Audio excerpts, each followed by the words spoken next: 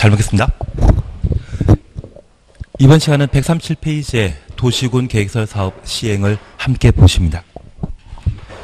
우선 제2절 단계별 집행계획 찾으셨죠? 1번 함께 보십니다. 특별시장, 광역시장, 시장, 군수는 특별시장부터 군수까지 가로 해놓습니다. 도시군 계획설에 대해 도시군 계획설 결정 고시일부터 3개월 이내 추천했습니다. 작년까지는 2년 이내였지만 이번에 법을 개정해서 3개월 이내 단계별 집행계획을 수립하도록 개정했습니다. 올해 개정되었기 때문에 올해 시험 문제가 나오게 될 겁니다. 3개월 이내 추천 오시면 재원 조달 계획과 보상 계획 등을 포함한 단계별 집행계획을 수립하여야 한다. 다만 대통령이 정하는 법률에 따라 도시군 관리 계획 결정이 의제되는 경우 의제 동그라미 해놓습니다. 해당 도시군 계획설 결정 고시부터 2년 이내 2년 추천했습니다. 단계별 집행계획을 수립할 수 있다. 그러면 의제란 말 쓰게 된다면 국토계획법이 아닌 다른 법률로 결정된 도시군 계획시설을 말하게 됩니다. 다른 법률에 따른 도시군 계획설에 대한 단계별 집행계획은 1년 내 수립하지만 이 법 국토계획법으로 결정된 도시군 계획설은 얼마? 3월 이내 단계별 집행계획을 수립하도록 되어 있습니다. 이와 같이 단계별 집행계획을 수립하는 때에는 미리 관계 행정기관장과 협의하여야 하며 협의 동그라미 놓습니다. 해당 지방의회 의견 들어야 한다. 지방의회 줄쳐 놓습니다. 지금 우리가 절차에 관한 사안들을 함께 보고 있습니다.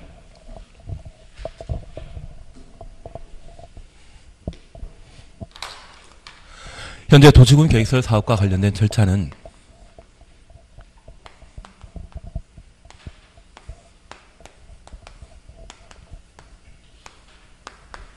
1단계, 2단계, 3단계로 각각 구분하고 있는데 1단계와 관계된 사항으로 우리는 도시군 관리계획으로 도시군 계획설을 결정 고시하게 되면 지단 만들도록 되어 있습니다. 지형도면 작성과 고시에 대해서는 도시군 관리계획 공부하셨을 때 내용을 그대로 따라가시고 도시군 계획설 사업에만 특이하게 수립되는 계획이 있다면 그것을 단계별 집행계획이라 표현하게 됩니다.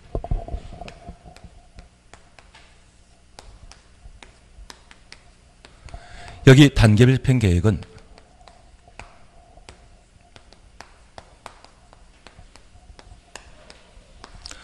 도시군 계획시설 사업에서만 단계별 집행계획을 수립하도록 되어 있습니다. 그래서 도시개발사업이나 정비사업과 관련된 사안에 있어서는 다른 법률에 따른 것으로서 원칙적으로 이 법에 따른 단계별 집행계획의 수립 대상 아니지만 도시군 계획설 사업으로 의제되는 경우라면 저 단계별 집행계획을 해당 결정 고시부터 2년 내 단계별 집행계획을 수립하도록 되어 있는데 기본적으로 이 단계별 집행계획은 도시군 계획설 사업에 단계별 집행계획을 수립한다는 것을 하나 확인해 주셔야 됩니다. 만약 이 도시군 계획설 사업이라면 결정 고시한 날부터 얼마? 3월 내 단계별 집행계획을 수립하도록 되어 있고 다른 법률에 의한 경우라고 하면 그때는 2년 내 단계별 집행계획을 수립하도록 되어 있다. 이렇게 잡아주셔야 됩니다. 그리고 이 단계별 집행계획을 수립하는 자는 입안권자라는 것을 다시 한번 확인하셔야 됩니다. 특별시장부터 시장, 군수까지 보셨다고 하면 그들은 입안권자이지 결정권자가 못 됩니다. 대도시장을 끝난다고 하면 그때는 결정권자이지만 시장, 군수 끝난다고 하면 입안권자라는 것 확인해 주셔야 됩니다. 이들은 지방의회 의견 들은 후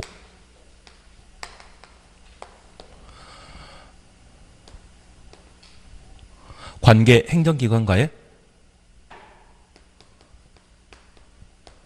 협의 절차 거쳐 단계별 집행계획을 수립하도록 되어 있습니다. 잠깐 우리가 이해하실 것이 있습니다. 우리가 함께 공부하는 부동산 공법에는 다양한 행정계획이 등장하게 됩니다. 저 행정계획의 수립은 필수사항이다, 임의사항이다. 필수사항입니다. 용도지역, 용도지구, 용도구역, 존과 관련된 사안에 있어서는 지정할 수 있다가 원칙이고 지정하여야 한다, 예외가 3군데 존재했습니다. 그래서 지역, 지역, 구역 지정은 지정할 수 있다이고, 그리고 행정계획은 수립하여야 한다입니다. 딱 한 군데 예외가 있긴 있습니다. 그 예외에 대해서는 천천히 한번 살펴보도록 합니다. 아마 귀에 닿는다고 하면 오늘 끝낼 수 있는데 우리는 구주 수업을 하기 때문에 다른 데보다는 좀 여유 있는 것 같습니다. 그러면 이 행정계획은 원칙적으로 수립하여야 한다입니다. 나중에 우리가 함께 공부하시면서 성장관리 방안이라는 것을 공부하게 되면 그때는 수립할 수 있다는 말로 우리가 나중에 다시 한번 확인하게 됩니다. 그리고 이러한 행정계획과 관련되어서는 저 행정계획을 시행하기 위한 사전 절차로서 기초조사에 관한 사항과 주민 의견 청취, 지방의회 의견 청취 거쳐 시행에 관한 절차를 진행하도록 되어 있습니다. 그리고 이 시행을 하기로 했다면 그 타당성을 검토하기 위한 결정에 관한 절차로서 협의, 심의에 관한 절차를 거쳐 결정하도록 되어 있습니다. 그런데 이 단계별 집행계획은 기초조사에 관한 사항과 주민 의견 청취하지 않고 지방의회 의견 청취, 그리고 협의 거치고 심의하지 않고 저 단계별 집행계획을 수립하는 것이 특징입니다. 여기 단계별 집행계획은 재원 조달, 돈과 관련된 계획입니다. 돈과 관련된 계획에 있어서 조사 측량이라 분류는 땅과 관련된 기초조사는 할 필요 없습니다. 지금 수립하는 것은 토지에 관한 행정계획입니까? 돈과 관련된 재정계획입니까?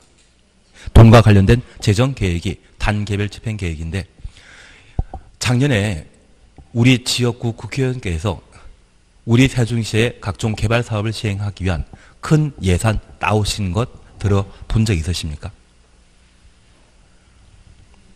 두 번째로 금액이 크던데요.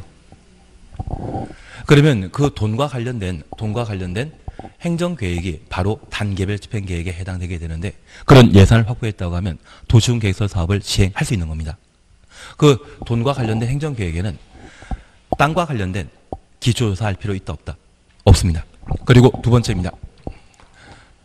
내가 재수 없게 도시군 계획서를 부지인 도로 용지의 토지 소유자입니다.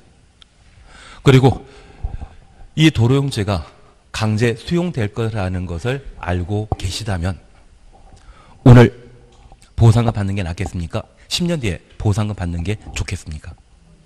오늘 받는 게 낫습니다. 가끔 10년 뒤에 보상금 받게 되면 토지의 가격이 올라가기 때문에 그때 보상금이 많지 않나, 도시군 계획서를 부지로 결정되게 되면 공법상 규제가 심하기 때문에 토지 가격은 10년, 20년 지난다 할지라도 가격이 그 자리입니다. 그러면 오늘 보상금 받고 그 돈으로 그 땅을 대신할 수 있는 대체 토지를 확보하는 게 낫지, 10년 뒤에 주변 땅값 다 올라간 상태에서 동일한 보상을 받게 된다고 하면 나한테 손해이거든요. 그러면 주민 의견 청취했을 때 돈 지금 받을래? 천천히 받을래? 물어보면 지금 받을래? 답변이 동일합니다. 그래서 주민 의견 청취를 할 필요 없는 겁니다. 그리고 이 단계별 집행계획은 예산에 관한 사안입니다. 그러면 국회에서 예산 심의를 거쳐 예산 편성하듯이 지방자치단체에서도 지방의회 의견 청취 거쳐 예산 편성하도록 되어 있거든요. 그래서 지방의회 의견 청취는 실시하게 됩니다. 관계 행정기관과의 협의 한다 안 한다? 한다라고 해주셔야 됩니다. 우리가 지금 협의를 거친다, 협의 동그라미 놓으셨습니다. 만약 이번에 만드는 게 공립학교라고 하면 이 공립학교를 관리하는 자는 세종시장이 아니라 세종시에 있는 교육청입니다. 그러면 학교라는 건물을 만들어 놨지만 그 학교 선생님이나 또는 학교에 필요한 인력이 충원되지 않는다고 하면 걔는 필요 없는 것이죠.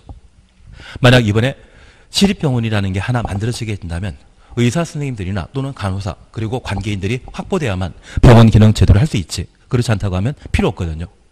그걸 관리할 관리청이 그에 대한 필요한 준비가 모두 이루어졌는지 확인할 필요가 있기 때문에 협의에 관한 절차를 거치도록 되어 있습니다. 도시계획위원회 심의 한다 안 한다? 안 합니다. 여기 도시계획위원회는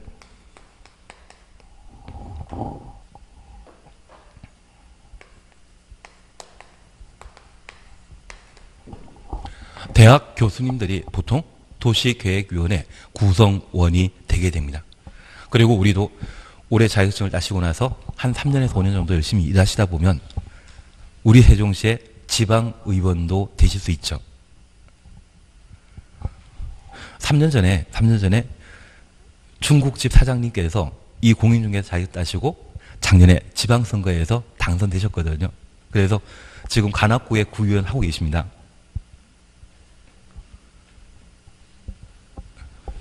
그리고 제가 아는 분도 작년에 서울에서 또 구의원 하셨는데 그분이 공인중개업만 한 7년 정도 하셨거든요. 그리고 지역에 있는 여성 관련 단체에 모두 가입하시고 활동 범위가 넓어지다 보니 작년에 그분도 구의원 되시던데요. 사실 일반일 때는 법률 용어를 잘 사용하지 못하지만 자격증 딴 이후에는 중개사, 부동산과 관련된 전문가 대접받으시고요.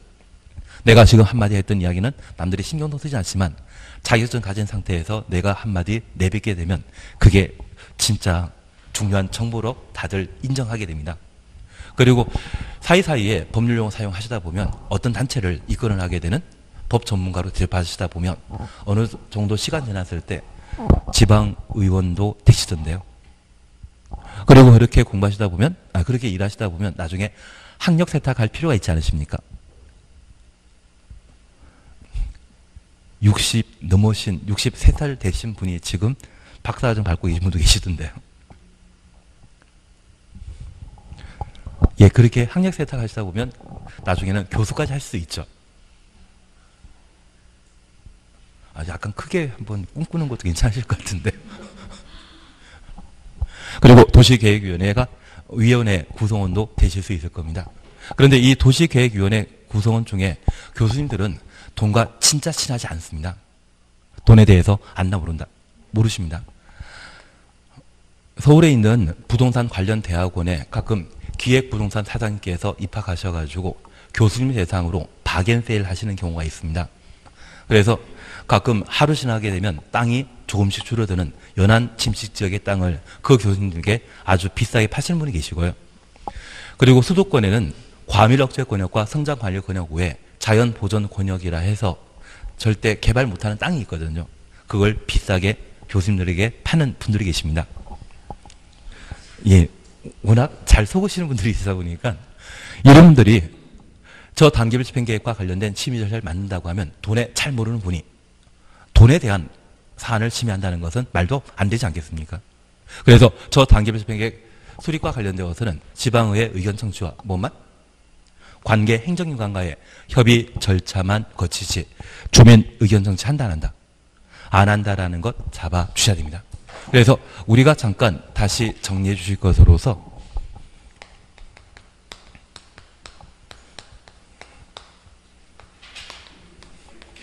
저 행정계획에 있어서는 통상 주민 의견 청취를 실시하도록 되어 있습니다.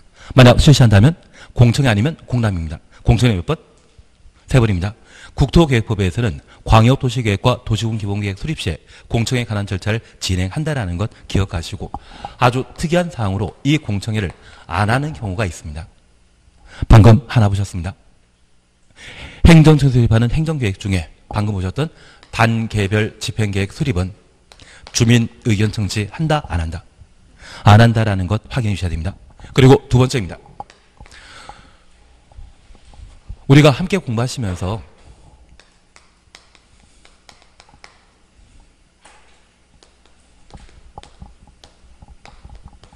기반시설 부담구역이 지정 고시되게 되면 몇 년 내 기반시설 설치 계획을 수립해야 한다? 이거 지난주에 하셨습니다. 그리고 제가 적어놨는데 일자가 잘 안 보이셔서 1년 내 기반시설 설치 계획을 수립하도록 되어 있고 1년 내 기반시설 설치 계획을 수립하지 않으면 기반시설 부담구역은 해제된 것으로 본다. 1년 단위는 다음 날입니다. 국토계획법에는 시료 4군데 있지 않습니까? 실가조정구역, 지구단위 계획구역, 지구단위 계획. 그게 두 번째입니다. 그리고 앞서 잠깐 보셨던 도시군 계획설 부재 사업을 20년간 사업 시행하지 않다면 다음날 효력 상실한다. 그리고 네 번째가 이겁니다. 그런데 이 기반시설 부담구역 지정 시에 주민 의견 청취를 하고 기반시설 부담구역을 지정하도록 되어 있는데 기반 설치 계획은 언제까지 수립해야 된다? 1년. 그러면 저 1년 사이에 주민의 의견은, 주민의 마음은 안 바뀌는 것을 전제해서 저 기반시설 설치 계획 수립 시에는 주민 의견 청취를 안 하는 게 특징입니다.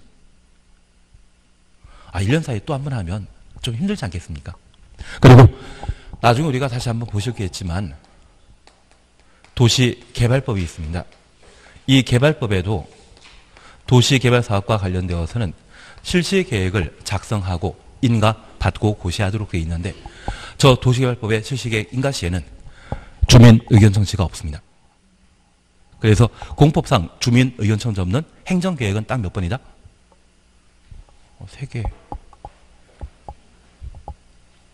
나머지는 공람 아니면 공청을 하게 되는데 공청회를 반드시 해야 되는 거 몇 번이다? 3번. 그 3번 빼고는 모두 공람에 관한 절차를 진행한다라는 것 기억하시고 저 공람과 관련되어서는 통상 주민 의견 청취 열람 기간이 좀 중요하지 않겠습니까? 열람 기간 하면 며칠이다? 모르면 다 14일. 예외적인 게 딱 3개가 30일 있는데 그 3개에 대해서는 나중에 천천히 해나가시면 됩니다. 오늘 하나 보신 겁니다. 이걸 잡아놓으시고 문제를 푸시게 되면 뭔가 풀 수 있거든요. 하여튼 단계별 집행 계획은 주민 의견 청취 없습니다. 그리고 이 단계별 집행 계획을 수립하더라도 누구에게 승인 받는 것 없습니다. 우리가 광역도시계획이나 도시군 기본계획 함께 공부하시면서 일정한 행정계획을 수립하게 되면 상급관청에 승인 받지 않았습니까? 저 승인에 관한 절차가 있다 없다? 없다라는 것만 밝혀놓습니다. 그래서 이 단계별 집행 계획은 사실 돈이 있으면 우리에게 꼭 필요한 도시군 계획서를 설치해 주겠다는데 돈 없을 수 있죠. 우리 세종시의 예산은 무한정으로 배정되어 있습니까? 한정되어 있습니까? 한정되어 있습니다. 돈이 있을 때는 만들 수 있지만 돈이 확보되지 않는다고 하면 10년, 20년 동안 사업을 못하는 경우가 있습니다. 20년 사업 시행하지 못한다고 하면 그 다음날 효력 상실하는 경우도 있거든요. 그래서 이 단계별 집행 계획은 크게 구속력 있는 게 아닙니다.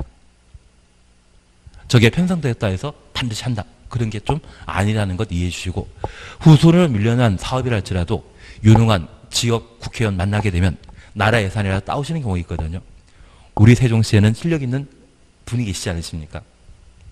안 되는 일이 있으면 그분께 한번 민원 신청하면 잘 해주지 않겠습니까? 가끔 TV에 보면 얼굴 점점 더 좋아져 보이지 않으십니까? 역시 대표님 하시는 게 참 좋아 보이시는 것 같은데. 대표하기 전에는 좀 힘들어 보이셨거든요. 갑자기 더 젊어 보이시는 것 같은데. 하던 거 계속 하도록 하겠습니다. 그래서 여기 단계별 집행 계획과 관련되어 우리 맨 마지막 줄에 협의와 지방의회 의견 청취 거친다. 그걸 확인해 놓습니다. 한 장 넘기십니다. 2번 찾으셨죠? 국토교통부 장관이나 도지사가 국토교통부 장관 또는 도지사 가로 해놓습니다. 직접 위반한 도시군관리계획의 경우 국토는 단계별 집행계획 수립해서 특광시군에게 송부할 수 있다.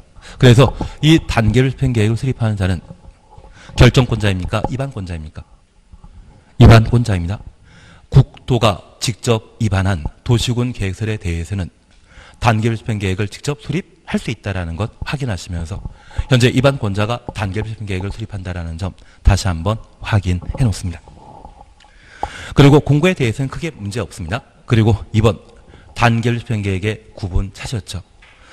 단계별 집행계획은 1단계 집행계획과 2단계 집행계획을 구분하여 수립하되 3년 이내 3년 동원해 놓습니다. 시행하는 도시군 계획설 사업은 1단계 집행계획에 3년 후에 시행하는 도시군 계획설 사업은 2단계 집행계획 포함하도록 하여야 한다. 특광시군은 매년 동일해 놓습니다. 2단계 집행계획을 검토하여 3년 이내 도시군 계획설 사업 시행할 수 있는 도시군 계획설은 이를 1단계 집행계획에 포함시킬 수 있다. 그래서 3년이란 말만 하나 기억해 놓습니다.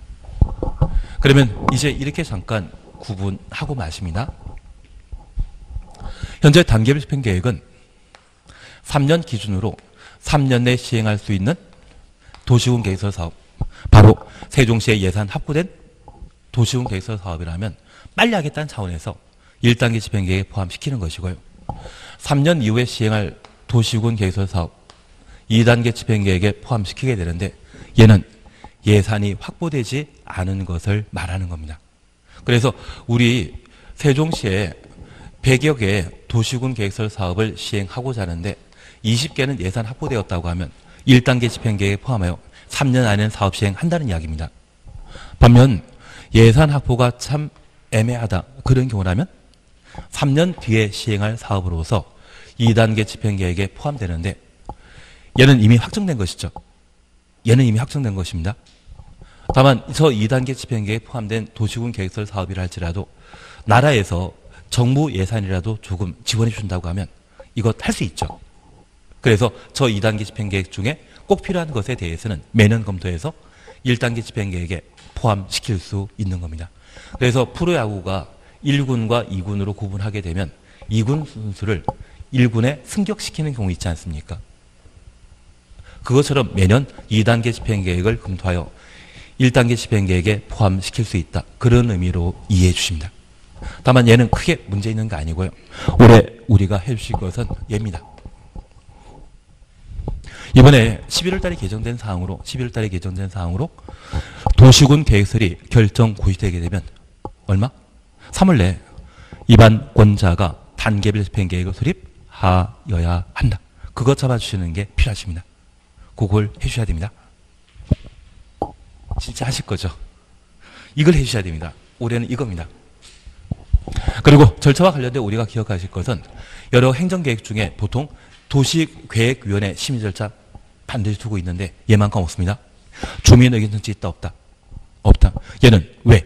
돈과 관련된 행정계획이기 때문에 교수님들로 구성되어 있는 도시계획위원회 심의 절차 대상에서 배제시킨다라는 것 확인하시고 돈 빨리 달라 그런 의견만 통일되어 나오기 때문에 주민 의견 정치할 필요 없는 겁니다. 그걸 꼭 한번 확인해 놓습니다. 그리고 제3절 도시군 계획설 사업 시행자 사셨죠?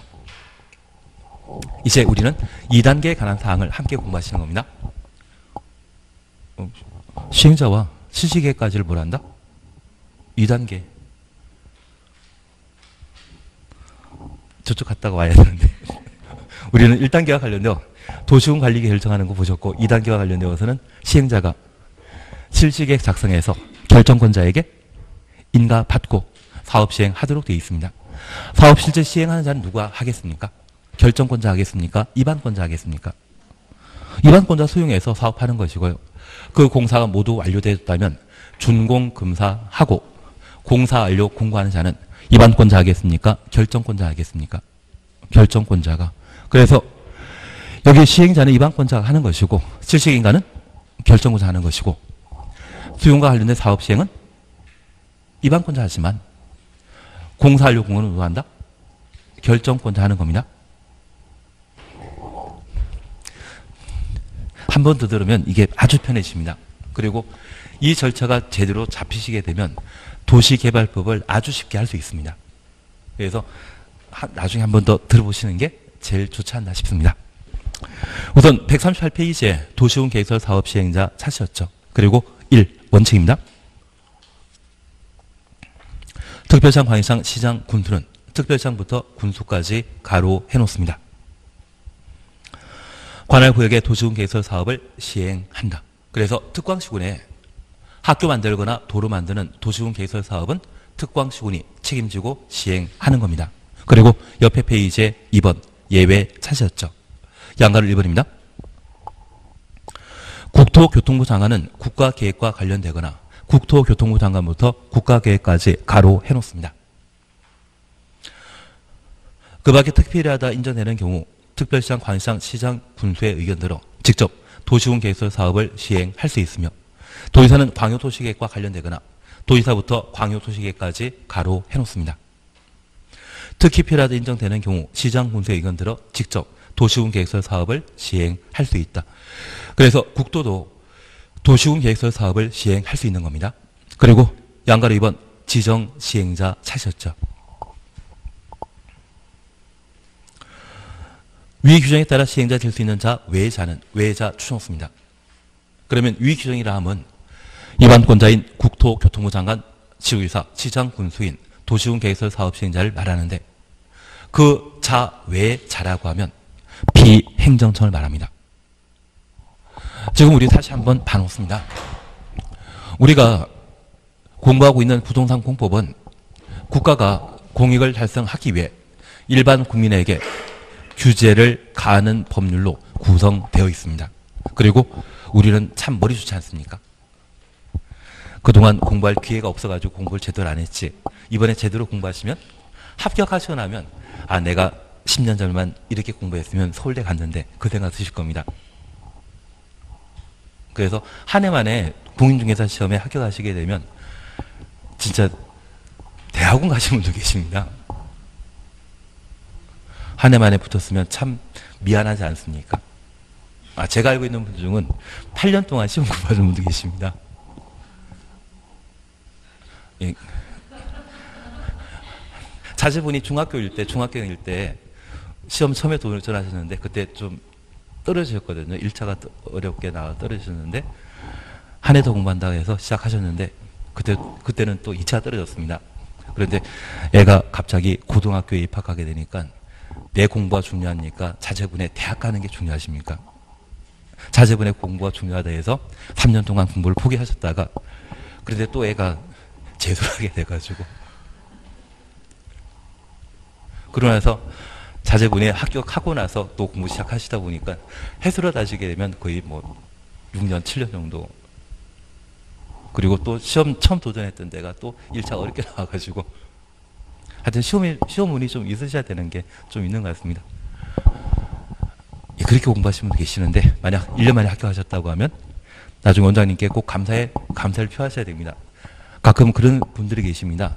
내가 한 해 만에 동차 합격해서 나가면 학원 살림을 염려해서 원장님 망하지 않을까 그 생각하시는 경우 있거든요. 그래서 가끔 2년까지 공부하시는 분도 계시는데 너무 걱정하지 말아 주십시오. 나중에 원장님 하시는 이야기가 한 해만 합격하셨다고 하면 두 손에 친한 분 두 분 데리고 학원에 소개해주고 가시면 된다고 하시던데 괜한 이야기 했나 봅니다. 예, 그러면 우리가 이해하실 것은 여기 국가가 국민을 규제하기 위해 제정한 법이 공법인데 이 국가는 사법부와 입법부 그리고 행정부로 구성되어 있습니다. 그리고 저 행정부를 책임지는 자를 행정청이라 하고 저 행정청을 국가 지방자치단체라 표현하게 됩니다. 국토교통부 장관 중앙입니다. 시도의사, 시장군수 지방입니다. 그 행정청을 제외한 자를 다 뭐라 한다? 행정청 아닌 자 비행정청이 되게 됩니다.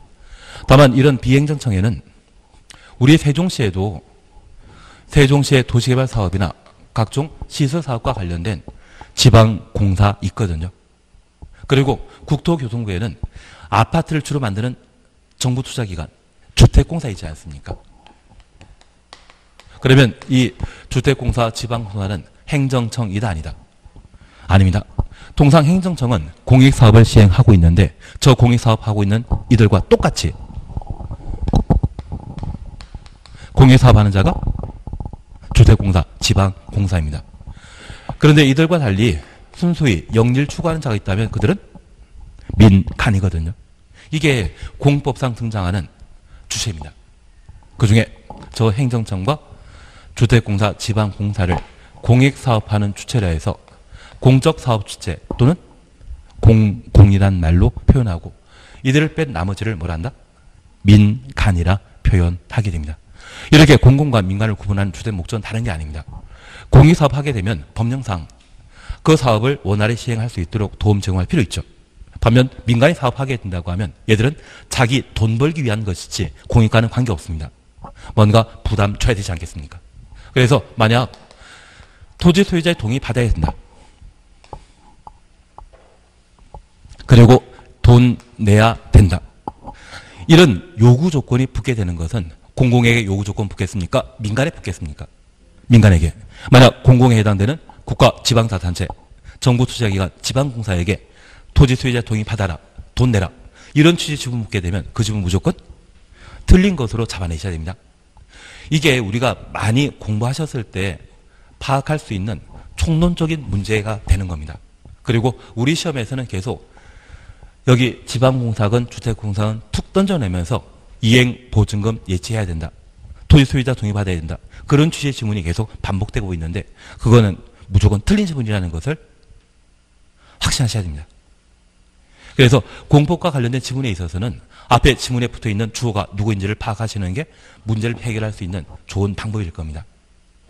그래서 우리가 함께 하실 것으로서 우선 양가로 2번 지정 시행자는 행정청 아닌 자가 도시군 계획설 사업을 시행하는 경우를 말하고 이런 때는 국토교통부 장관, 시도지사, 시장, 군수로부터 국토교통부 장관부터 시장, 군수 가로 해놓으시면 얘는 결정권자이다, 입안권자이다. 입안권자입니다. 저 입안권자로부터 시행자 지정받아 지정 주놓습니다. 도시군 계획설 사업 시행할 수 있다. 그러면 이제 우리가 다시 하나 파악해 주실 것이 있습니다.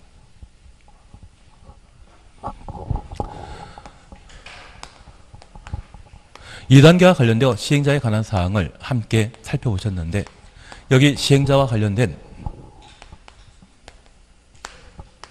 자격에 대해서는 원칙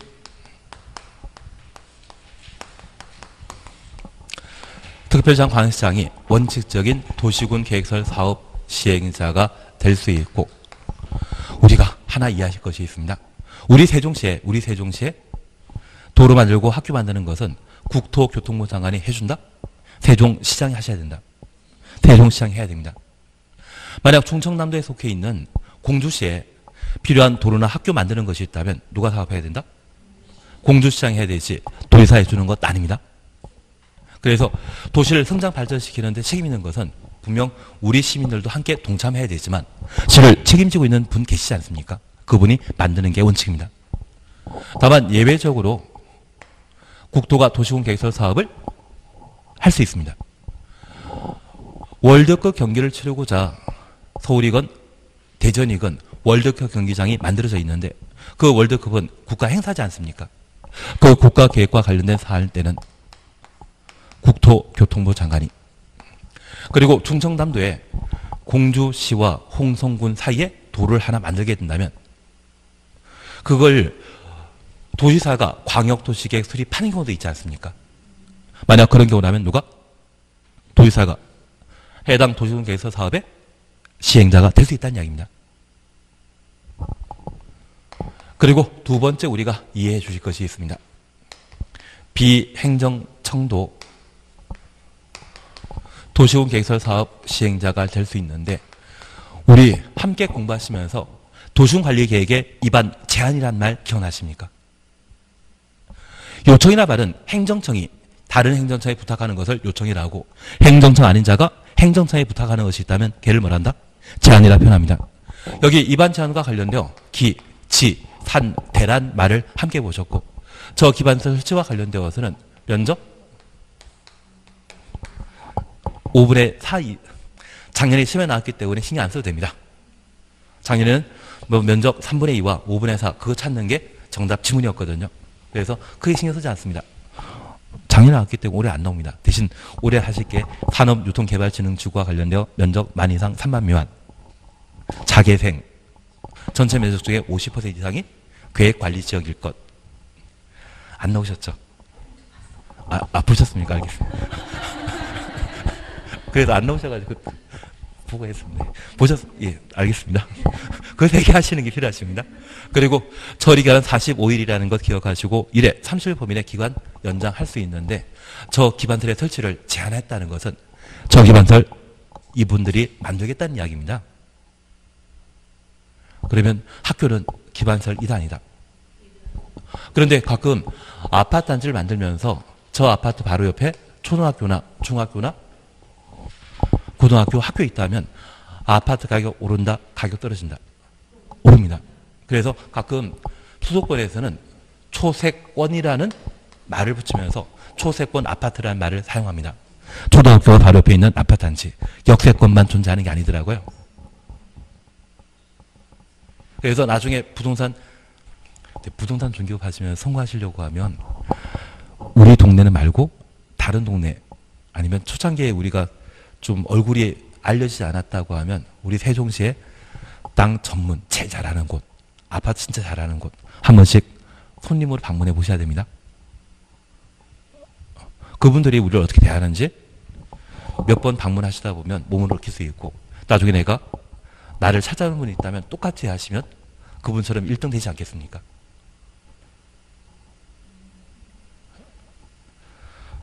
예. 저 초세권 이야기 들어가지고 갑자기 이야기 들었었는데, 예, 우리는 그냥 무턱대고 차린다고 생각하시면, 차리면 돈 된다 생각하면 안 되십니다. 우리 동네 1등, 아파트 진짜 중개 잘하고 매매 알선 잘하시던 분, 상가 진짜 잘하시는 분, 누가 잘하는지 그걸 들으시고 한 친구분 한두 명이 같이 가셔가지고 그분이 우리를 상대하는 것들을 어떻게든 보고 배우시고 집에 와서 좀 정리하시고 그런 매뉴얼 몇 개 만들어 놓으시면서 어떻게 상대하게 되는지 그걸 보셔야 됩니다. 그리고 다들 그분들도 놀러 왔는지 배우러 왔는지 진짜 손님인지 얼굴만 보면 좀 아시는 분들이 계시거든요, 사실은. 나중에 똑같아지실 겁니다. 그리고 그분들이 뭐 초세권 이야기들을 하든지 역세권 이야기 하든지 2년 뒤에 분명 영 만들어질 테니까 이것 분명 뜰 거다 하면서 이야기하시면 똑같이 배웠다가 나중에 똑같이 하셔야만 1등이 되실 수 있습니다. 예, 이제 초세권 아파트라는 건 이제 우리가 좀 배우셨습니다. 그러면 저 아파트 단지 만드는 시행자가 이 아파트 단지 주변에는 학교 없거든요. 이번에 학교 만들어 보자고 입안 제안할 수 있죠. 그러면 아파트 만들면서 학교도 함께 만드는 겁니다. 그러려고 입안 제안한 것이거든요. 그런 자도 도시공개개설 사업 시행할 수 있다는 이야기입니다. 다만 이들은 행정청이다 아니다.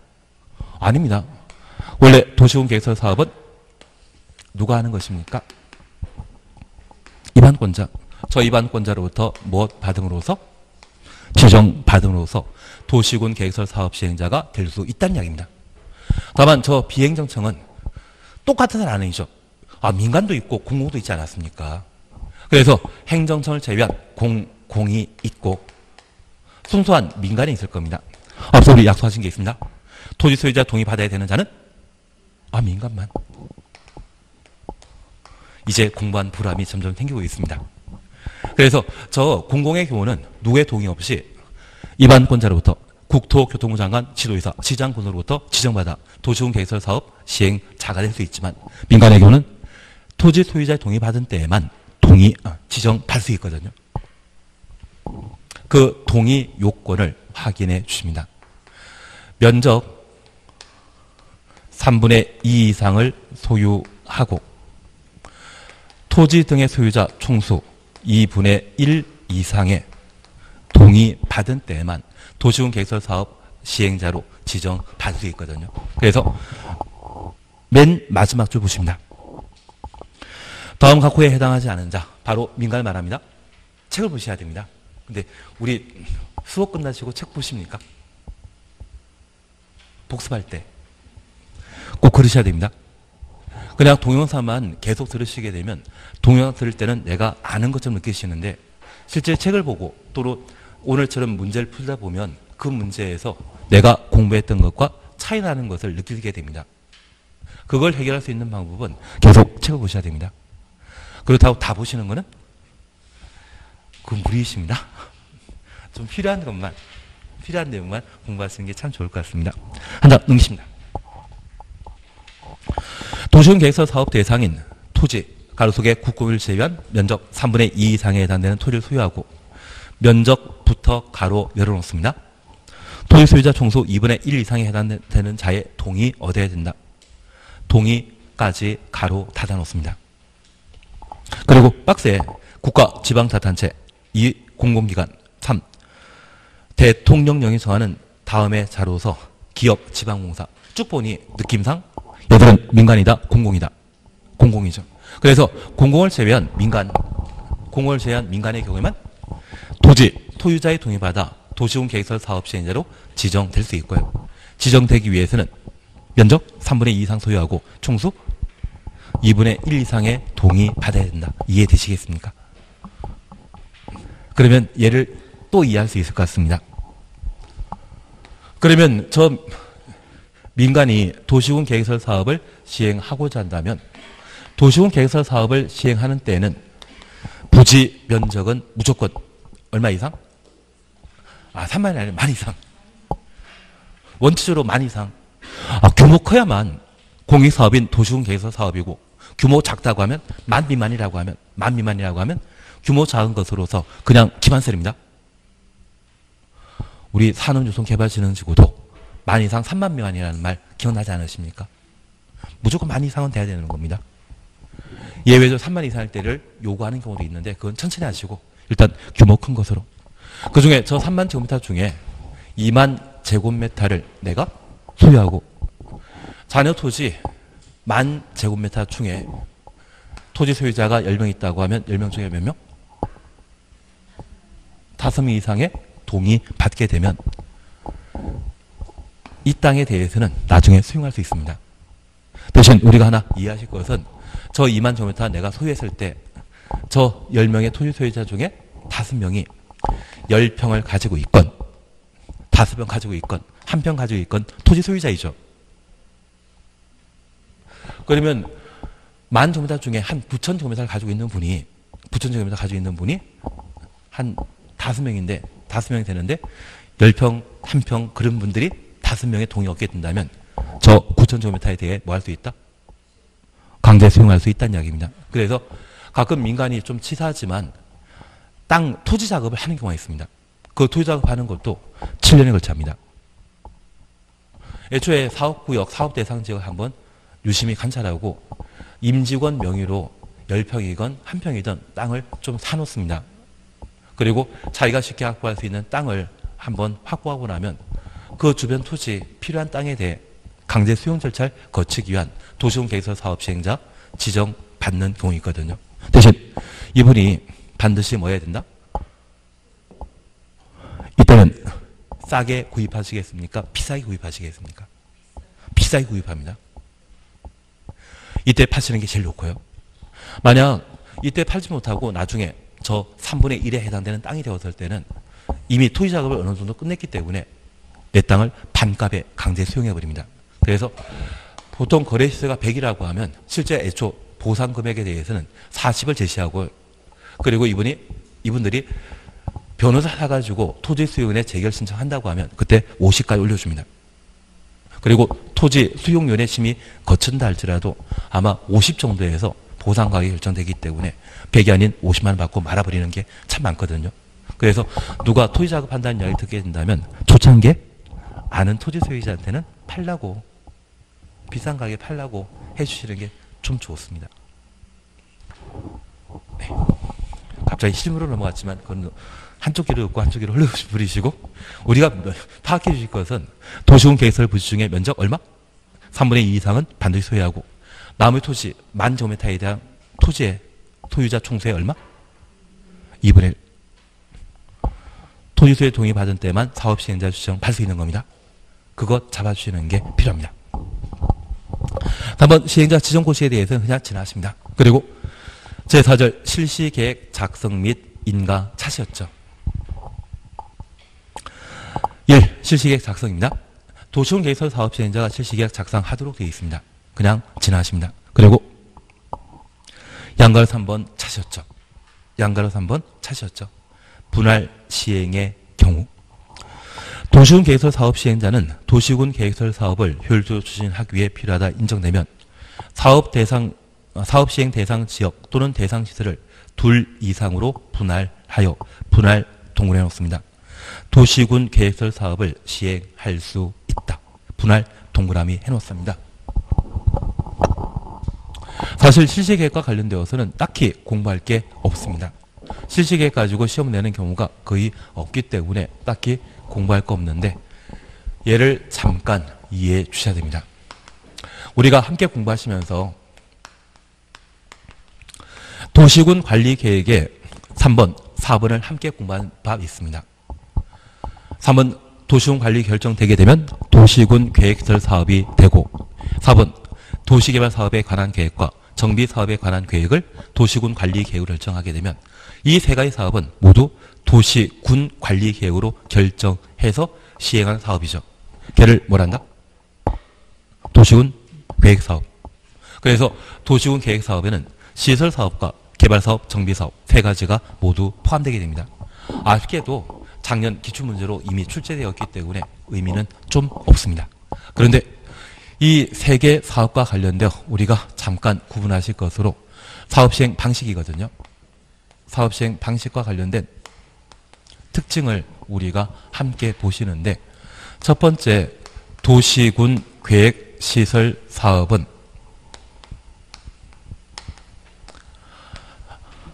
한 개 도시군 계획시설 사업을 분할해 시행하는 경우가 가능합니다.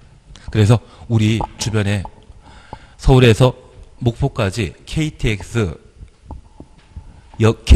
만든다고 하면 얘를 한 개 건설업체에게 맡기게 되면 한 개 건설업체가 보유하고 있는 인력과 장비는 제한되어 있기 때문에 이거 10년도 걸릴 수 있습니다.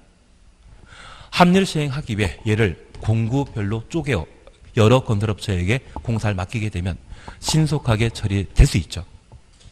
그래서 공구별 뭐 가능하다? 분할 가능합니다.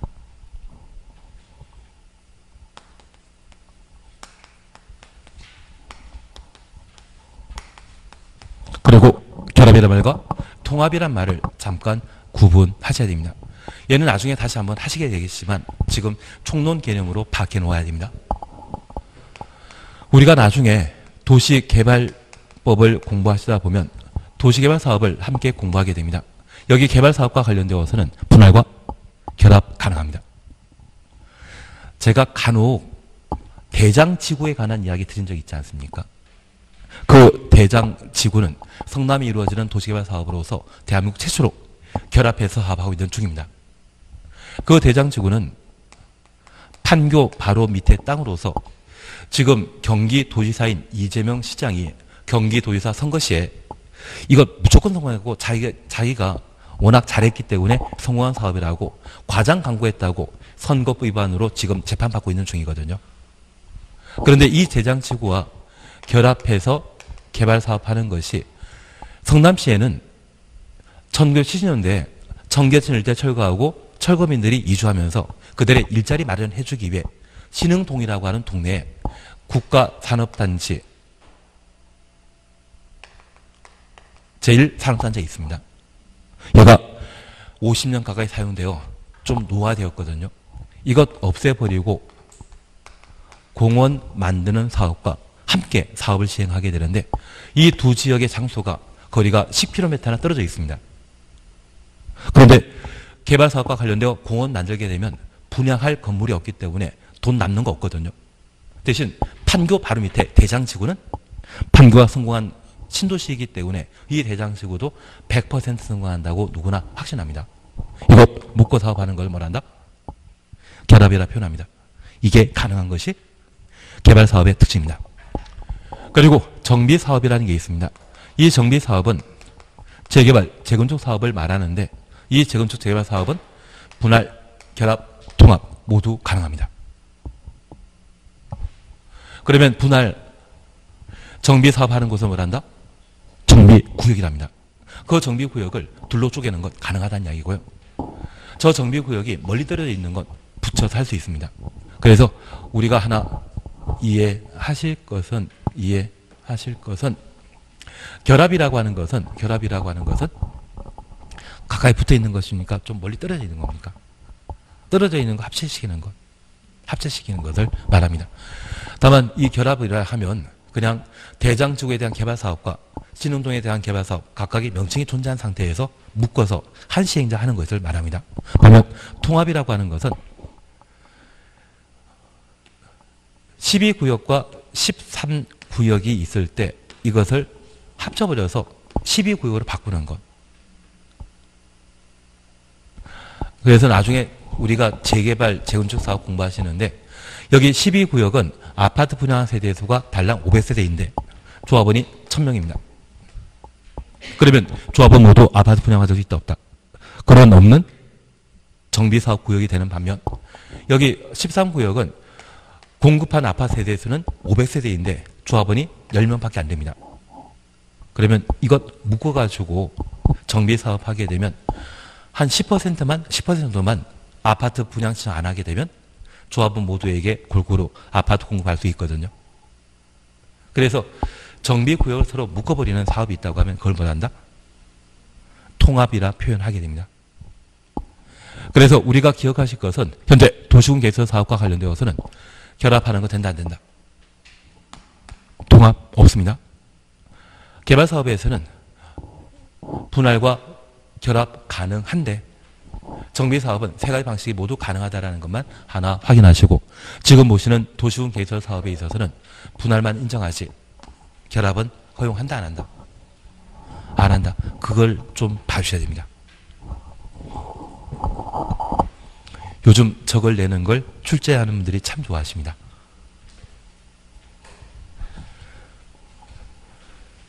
예. 그리고 실시계획 인가 찾으셨죠? 양걸 1번입니다. 도시군 개설 사업 시행자는 실시계획 작성하면 국토교통부 장관이 지정한 시행자는 국토교통부 장관 인가 받아야 되고 국토교통부 장관 추천없습니다. 그 밖 시행자는 시도의사, 대도시장에 인가 받아야 된다. 시도의사부터 대도시장까지 가로 해놓습니다. 이분들 결정권자이죠. 그래서 실시계획은 누구에게 인가 받아야 된다? 결정권자에게 인가 받도록 되어 있습니다. 나머지에 대해서는 크게 필요 없습니다. 대신 우리 한 장 넘기시면 143페이지에 양가 4번 인가 조건 찾으셨죠. 요것만 보고 쉬었다 하실 겁니다. 이행보증금 찾으셨죠. 이행보증금은 돈입니다. 돈은 공공이 내겠습니까? 민간만 내겠습니까? 민간만 내는 겁니다. 143페이지 맨 마지막 줄. 그냥 보십니다. 특별시장, 광역시장, 시장 본수는 기반설의 설치, 그에 필요한 용지 확보, 위해 방지, 환경 오염 방지, 경관 조성 조경. 이게 기환경입니다. 기반설이란 말 눈에 확인해 주시고 환경 오염 방지의 환경, 경관 조경의 경관 조경 눈으로 확인해 줬습니다. 필요하다 인정하는 경우 대통령령이 정하는 경우는 그 이행을 담보하기 위해 도시군 계획설 사업 시행자에게 이행 보증금을 예치하게 할 수 있다. 이행 보증금 줄만 쳐놓습니다. 우리 그 박스 바로 밑에 단서 찾으셨죠? 다만 다음 각호 하나에 해당하는 자에게는 이행 보증금을 예치하게 할 수 없다. 기업, 국가, 지방자단체, 니언, 공기업, 준정부기관, 디귿, 지방공사. 그래서 공공은 이행 보증 예치한다 안 한다? 안 한다. 그리고 저 이행 보증금과 관련되어서는 이행 보증금이라는 것 기억하시면서 저 이행 보증금은 총 공사비의 20%입니다. 이행 보증금은 얼마를 내야 된다? 이거 적을 필요 없습니다. 이거 앞으로 한 5번은 더 들으실 겁니다. 만약 이게 30% 내라고 했으면 얘는 이행 보증금이 아니라 삼행 보증금입니다. 법 만드는 사람은 이 숫자를 결정하게 되었을 때 정확한 계산 공식을 도입하는 경우도 있지만 저 법을 잘하시는 분이 수학도 잘하셨다고 하면 저분은 법대 갔겠습니까? 딴 데 갔겠습니까? 수학도 잘했으면 제 생각에는 의대 갔을 것 같은데요. 그래서 법 만드시는 분들은 뭔가 이상한 탄생이 있으면 그걸 활용하려고 막 하는 경우가 있습니다. 이행보증금은 총공사비 얼마 낸다? 20%. 만약 30% 내렸다고 하면 그것은 삼행보증금이 되는 겁니다. 그렇게만 생각해 주십시오. 법하는 분들은 수학 잘 못하십니다. 그리고 쉬었다 하십니다.